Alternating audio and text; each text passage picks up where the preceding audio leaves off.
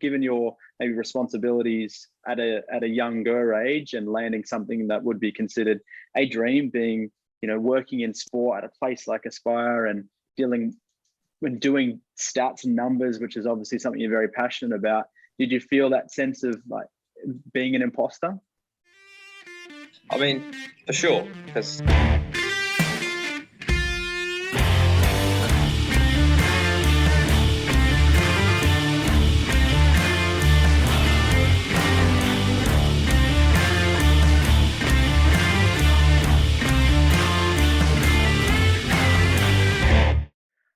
Hello, everybody, and welcome back to the Working in Sport podcast. My name is James Grigson, and today I'm joined by Jack Frank Andrew. Jack is a former athlete who was a decathlete and heptathlete who represented Great Britain at numerous levels on numerous times. And after studying and doing his studying throughout the United Kingdom, he became a data analyst, and is now for the last 3 years has been in Qatar at the Aspire Academy, working as a sports data analyst. Jack, thank you for coming on. Welcome. How are you? I'm good, thank you, James. Just recovered from a bout of the COVID, so I'm good. Thanks for inviting me on. I feel very honoured.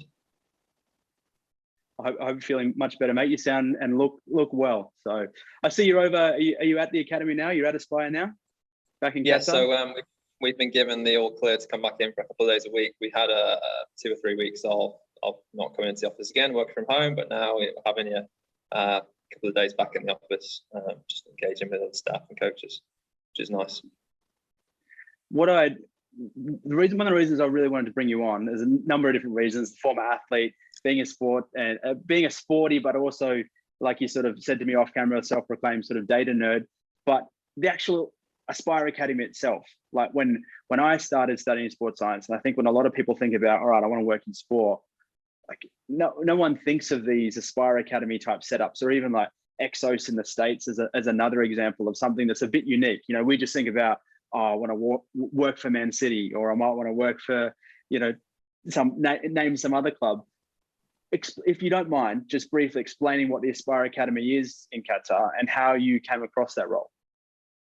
So in terms of Aspire Academy, in terms of what it does, it's basically like Qatar's development centre for youth athletes. They've got a big football, so one of the main reasons it started, because I think Qatar was hoping to get the World Cup, although that actually came, their bid and acquisition of the World Cup came sooner than they thought. So it's basically to develop youth athletes, really, and we have got unbelievable facilities and expertise in terms of staff here in an incredible facility that sort of facilitates the development, where they want to be the world class or the world leading mark in terms of developing youth athletes. So that's kind of what Aspire does in a nutshell. So that basically, right from when the athlete, we take them, basically test kids physical and sort of skill-based tests straight out of sort of I think it'd be primary school, so that's like grade 6 maybe, and then they come into the academy, and it's kind of like a sports excellence centre, but it's also combined with school, so that the athletes combine, or student athletes combine school and sport at the same time, and that's relatively sort of well linked, because I walk through the school every day to get to my office, so that's how close we are. That's how sort of embedded we are. That's what's so in terms of. I was just going to say, that's what's so unique. That's what's so unique about it. Like you think about, even just like your general institutes of sport or similar sorts of academies, right?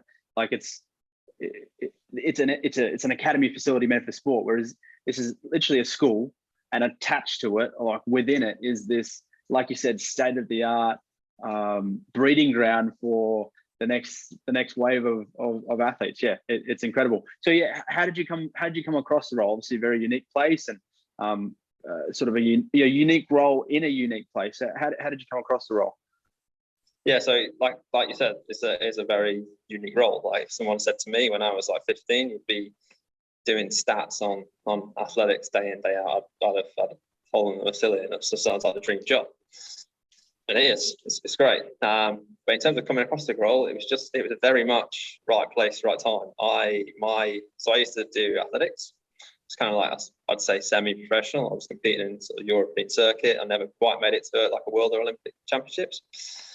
But I was working part-time and training, my coach actually got a job out here at Aspire, and I was lucky enough to come on to sort of training camps. He was able to arrange that. So during the UK winter, I was able to come out for sort of 3 to 4 weeks and sort of 2 bouts. And the second time I was here, a job came up, and one of the guys that my coach was living with at the time was a performance analyst here. And he managed to get me an informal sit down with who would then be my boss. And then I was able to get an application in and sort of navigated the interview process and all the paperwork and things that went along with that. And yeah, landed my sort of my first, well, what would be dream job at 20, I think I was 27 at the time, which is kind of crazy. Yeah, I feel very, very lucky, but it was just very much the right time. I think the advert came out 3 days before I was about to leave. And then my old boss, who was going to be my boss, she wasn't even in the country at the time. She flew back the day that I was due to fly. So it just happened to cross paths, made connection. And yeah, I was lucky enough to get an interview because I know they had thousands of applications, as Aspire often does. So yeah, I was very, very fortunate. And again, it's just crazy, like right place, right time. So yeah. Yeah, wow. That's you sort of find that like you in sport more generally, obviously knowing someone helps, and yourself with the former athlete slash coaching role that you had and personality that you had, the connections obviously were made easier. You mentioned like getting the dream job at 27, and we spoke a little bit off air about the term imposter syndrome. Is that something that you felt? Did you feel, given your maybe responsibilities at a younger age and landing something that would be considered a dream, being working in sport at a place like Aspire and doing stats and numbers, which is obviously something you're very passionate about, did you feel that sense of like being an imposter? I mean, for sure, because I'd come from basically working part-time and training as an athlete to, like you said, coming to like a world-leading facility with all these experts with so many years and years of experience in different fields. And it was just like, you'd walk into the office and this guy's like sports scientists who worked at 3 Olympics, so coaches who've coached multiple Olympic champions. And it's just like, you walk into this room and it's just like, it's crazy.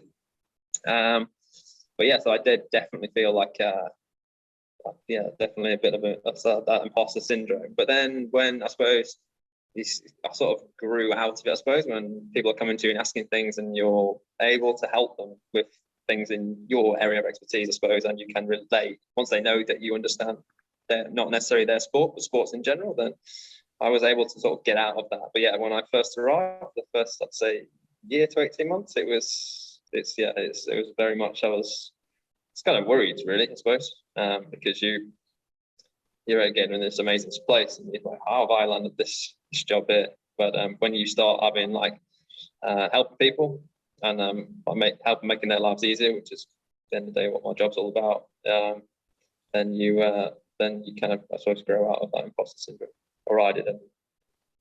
Yeah, it's interesting that time frame that you mentioned, like 12 to 18 months.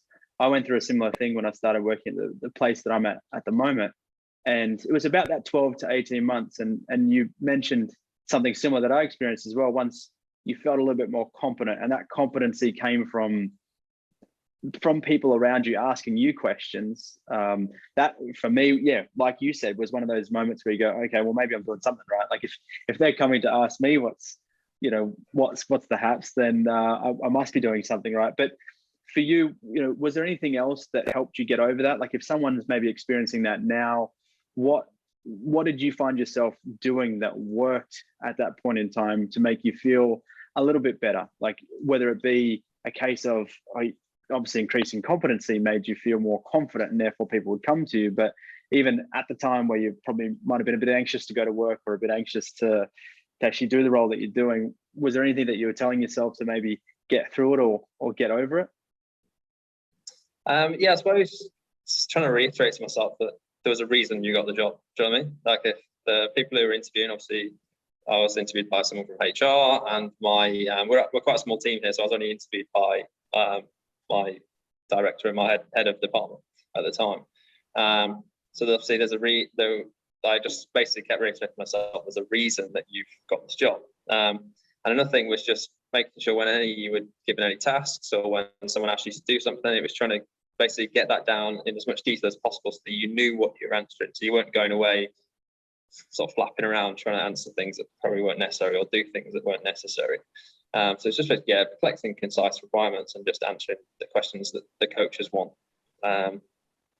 And that, I suppose that really helped me. And I did, when I first started here, I really threw myself into our work. I was kind of working every day, like 6 or 7 days, really trying to, put the hours in, sort of prove myself, which was good to start, but it's not maintainable. Like, you need to be kind of doing other things and, having a break from computers, screens and things like that. And coming back to work refreshed. But so yeah, I suppose it's just reiterating to yourself that there's a reason that you've been given these jobs, or given this job or this role that you've been given, and just sort of having that confidence. I suppose it's something I took from being an athlete. Like, I did a very individual sport, so you kind of have to have that self-confidence in terms of when you're going out and performing. So at a place like the Aspire Academy, obviously there are some parallels with typical sports data analyst roles, but there also might be some differences given maybe the talent identification element and some of the other things that you might need to consider, and some of the projects, like we were saying before, the blend with education, the blend with the holistic, the looking after of the holistic athlete or the holistic student. What are some of the things that you went into Aspire as a data analyst thinking that you'd be involved in that maybe didn't happen? And what were some of the more surprising projects where you went, oh, I didn't realize that these are the things that were going to be most important to an academy like this? Obviously, considering that it's one of your first roles that you had in sport, or at least outside of coaching, what was interesting about what they prioritized versus what you thought they were going to prioritize? I suppose that's an interesting question. I suppose I considered I'd be working more like holistically in terms of that would be necessary data from school, things coming from the school. Whereas very much I'm based in the sports science department, and it's all kind of sports related data. So whether it's coming from testing metrics, results. One of the things I didn't envisage working as much as we do is working with the graduates and working with data and sort of projections for Aspire graduates. So basically athletes who have graduated from the academy and are now either in full-time education in the United States and still competing, they're in education in Qatar and still competing, or full-time professional athletes. So recently we've done a lot of reporting and projections for World Championships, Olympic Games. And I've worked with the squash team to sort of do match analysis specifically for graduates, because they're still supported. Although we're at school and we kind of grade 7 to grade 12, they do support their graduates who go on to be professional sports people. Interesting. And I guess where you are at the moment, obviously you grew up in Manchester, as you said before, did your education throughout the United Kingdom, and now you're based in a completely different part of the world, being in Qatar. Was traveling something important to you? Did you when you were sort of hypothesizing what your ideal career path would be, and you used the term dream job before, was the travel element, the ability to be somewhere different, was that always something that was important to you? Yeah, I think it was. I mean, my aunt actually lived in Dubai maybe 25 years ago now, and I remember I grew up with her telling me stories about the Middle East and all these things, and she did a lot of traveling. She worked at the QE too, so she traveled all around the world, saw all these pictures, which are just like proper photographs. She's got albums. It's like before digital age.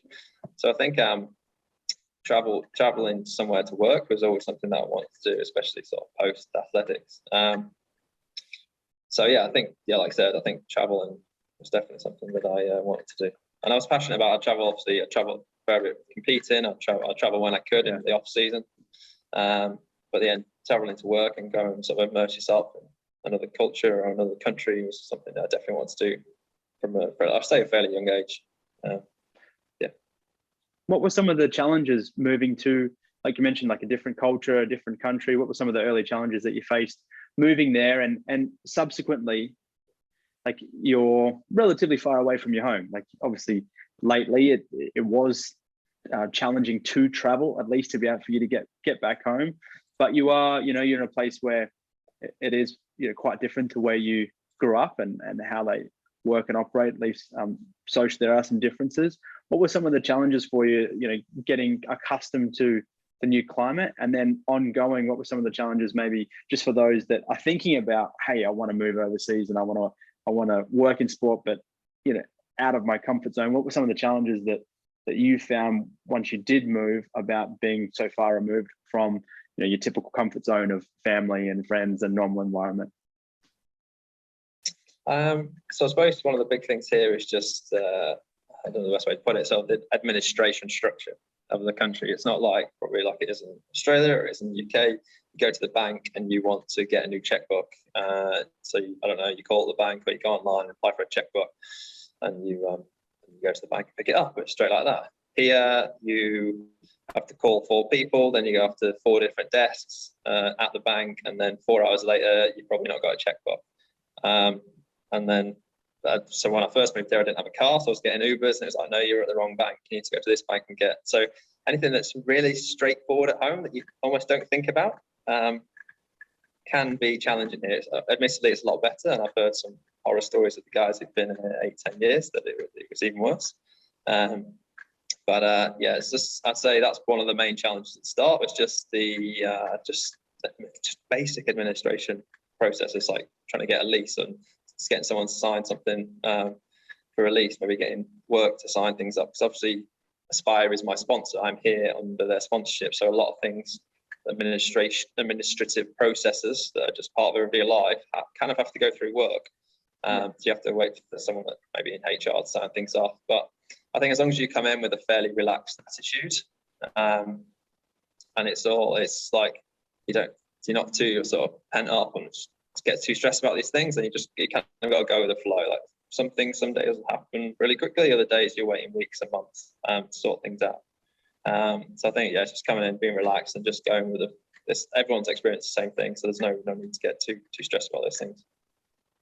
And like you said, it's probably one of those comforting things where like everyone's gone through those things. There's a whole lot of people employed there, and a large majority of them are foreigners, so that they must have figured it out. Like it's not like it'd be a well-oiled machine over there. Admittedly, some things might be a little bit different, but yeah, you've got faith that it's going to get done. Switching to your world of sports analytics and data analytics, the trend, and especially these last couple of years with the higher consumption of even sort of general fitness wearables, there's been more and more attention on sports data. Even if you take a look at, even reflective in media coverage or reflective in the amount of capital that's going in through investors in the space. From a sports analyst view, taking a look at some of the trends that you see either in sport, or potentially you might even go broader and look at like health, obviously referencing the fitness wearables. What are some of the trends that you're seeing as you look into the next 3 to 5 years that you think we're at a point now where the data sources are becoming quite abundant and they're increasing rapidly? You're getting more and more data sets coming in. What do you think that's going to do to the space, and what are some of the trends that you sort of see happening and getting more popular between now and the next 3 to 5 years?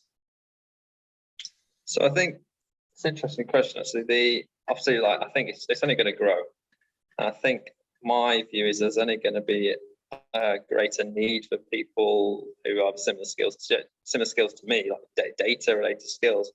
My previous job to work at Aspire isn't in sport, but I was able to translate those data skills, like data literacy, I suppose, into sport basically from day one. So I think obviously there's more and more data that's getting generated and stored that we can't analyze now. But I think in terms of analytics point of view, there's going to be more scope for roles like mine. Not necessarily in sport or elite sport, but I think even like right down to even a club level, community level, there's going to be roles coming up, and I think there's going to be probably potentially in the future even more in sort of the health and sort of fitness space.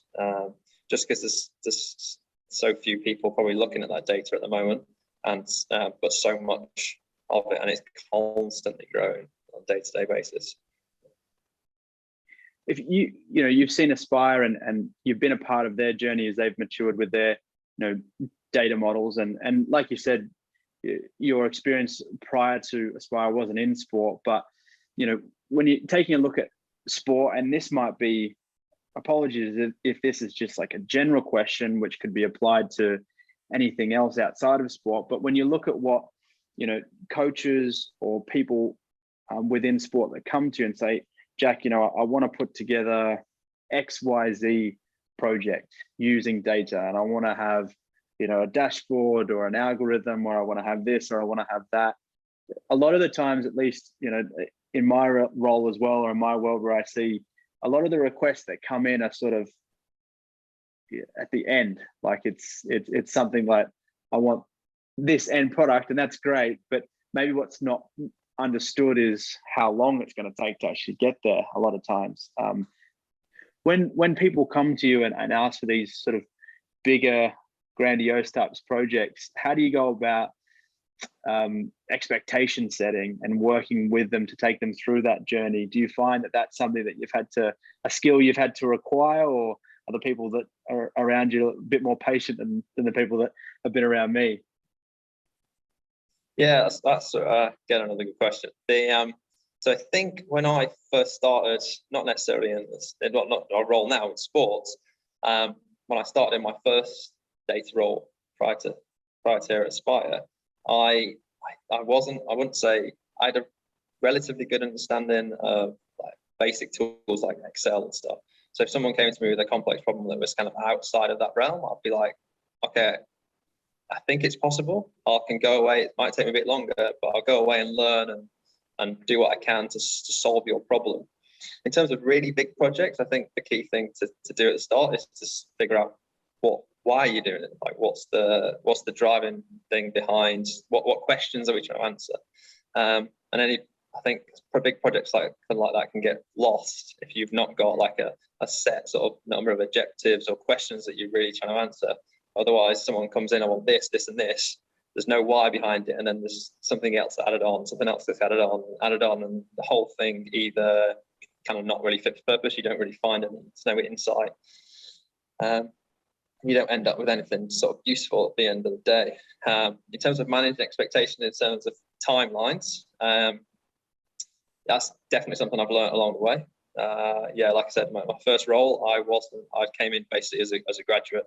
And learnt. I was lucky enough to meet a systems guy who I worked alongside, he taught me how to learn techie things, like pointing me in the right direction, where to go in terms of things like it was LinkedIn Learning now, but it was lynda.com at the time, learning from YouTube, and he helped me like set up spaces so that I could learn myself. And one of the key things that I think I did when I first started that role, I really took that and ran with it, and I was learning all kinds of things, some stuff I don't really use now and might not be relevant, but I basically went away and learned as many things as I could and used them. Every time I was learning something, I was thinking, how can I apply this to something I'm doing at work or something I'm doing? I went away and learned pretty quick, but sort of coming back around to managing people's expectations, if there's something, they ask me something and I know that I can't do it, I'll be completely honest with them and be like, okay, I don't know how to do that, but I've got a rough art, I think it's possible. And I'll go away and research how to do it, and then I'll potentially come back to them with a timeline of how long I think that'll take. If it's something that's out of my sort of skill set completely that I'm not going to be able to cover, I'll do my best to go away and find someone else. Here at Aspire, my old company used to work with an external IT provider. They were also really helpful. We collaborate on quite a lot of projects. And sometimes it was quicker just to go to them and ask them and get them to do it. If something needed to be done pretty quick, then me upskill on that completing that particular task. So I hope that answers that question. Yeah, no, it certainly does. And like, setting expectations early, like being upfront and honest early is certainly something that, for me and us in our world, that's certainly, I think also in sport, understanding whether this something is going to be something that needs to be scaled, or if it's just like a one-off side project is like a really important thing as well. And having worked with you, I sort of know you guys do that pretty well. You've got a pretty, you look at a project, you're like, all right, this is something we want to scale. You've got a lot of numbers there at Aspire, and scale is always in your head, and I think you do a really good job of that. You mentioned your past in athletics, and often the people, sort of mentioned how your journey from athletics led you to the dream job quite early. Often people that have those two complementary skills that end up combining it together, do find success, sort of just being that, if you were just a data analyst, but maybe didn't have that athletics role or the athletics connections and the coaching background, you might not have found yourself in this role as quickly as you did.